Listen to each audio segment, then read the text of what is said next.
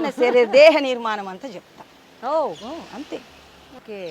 ఆకాశ పంచకం అంతరేంద్రియములు. అంతరేంద్రియములు అంటే జ్ఞానము, మనసు, బుద్ధి, చిత్తము, అహంకారం. ఆకాశ పంచకం అంతరేంద్రియములు ప్రాణాదులును వాయు పంచకంబు. జ్ఞానేంద్రియములైదు వైశానర పంచకంబు అప్పు పంచకంబు శబ్దాదులైదు. కర్మేంద్రియములైదు కడభూమి పంచకం ఇట్టులు 25 ఇంద్రియములు. ఇవి ఆత్మగాదని ఇన్నింటి నెరిగేటి ఎరకయే పరమాత్మయని ఎరింగి సాంఖ్యయోగంబు సాధించు సజ్జనుండు ముక్తి జంతును మీ పాద భక్తితోను. రమ్య గుణధామ భద్రాద్రి రామ పరశురామ నరసింహ దాస సంరక్షితాహ్వా. అసలు 2 చేతులు ఎత్తి నమస్కారం పెట్టాలమ్మా మీకు. మీ లోపలున్న ఆయన గాయనే, నా లోపలున్న ఆయన గాయనే. చరాచర ప్రపంచం అంతా నిండి నివిడీకృతమై ఉన్నటువంటి ముళ్ళుగుచ్చే సందు లేకుండా ఉన్నటువంటిది ప్రహ్లాదుడు. చిన్న బాబు చిన్నప్పుడు చెప్పిండు, నాయన ఇంట్లో ఉన్నాడా రనియారి అని అడిగిండు తండ్రి. అయ్యా తండ్రి గారు, ఇందుగలడు అందు లేదని సందేహము వలదు నాయన.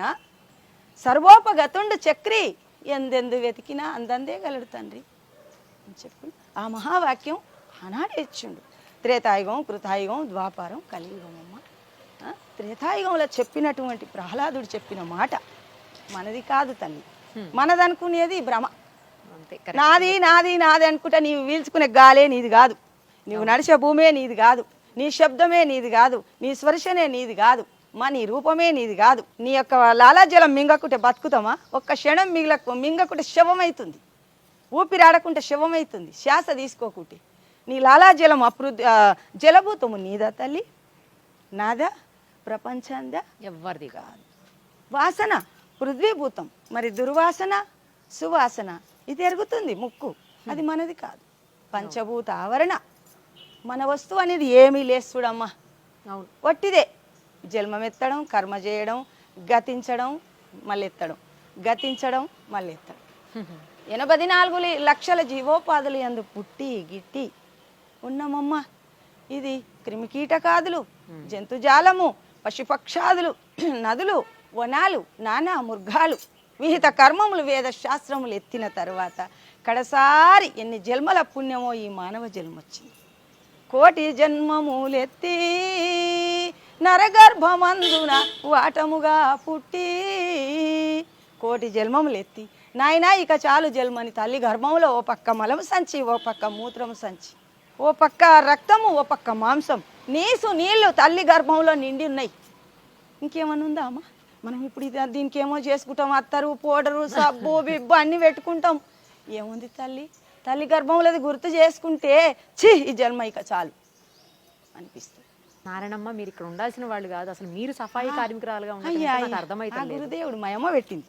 అమ్మ పెట్టింది. అమ్మ బతకలేవు బిడ్డ, నీ భర్త చనిపోయిండు చిన్న వయసులో, నీ పిల్లలు భర్తలేరా అమ్మ? లేడమ్మా. అయితే చిన్న వయసులో బిడ్డ నువ్వు బతకలేవని మా అమ్మ పని అమ్మ ఇది. మా అమ్మ నేను కలిసి 3 సంవత్సరాలు చేసిన. ఈ కాలనీలో ఇండ్లు లేవు, ఈ బస్ ఇవన్నీ లేవు. గా ఒక్క ఇల్లున్నది అరంజ్యోతమ్మది, ఈ ఒక్క ఇల్లున్నది. అప్పటి నుంచి ఇక్కడనే ఉన్నది. మా అమ్మ చేసింది చాలా రోజులు అయినాక నన్ను పెట్టినాక నేను చేయబట్టి 22 సంవత్సరాలు. అబ్బో, అడవి ఇక్కడ కొండలు ఏం లేవు అప్పుడు.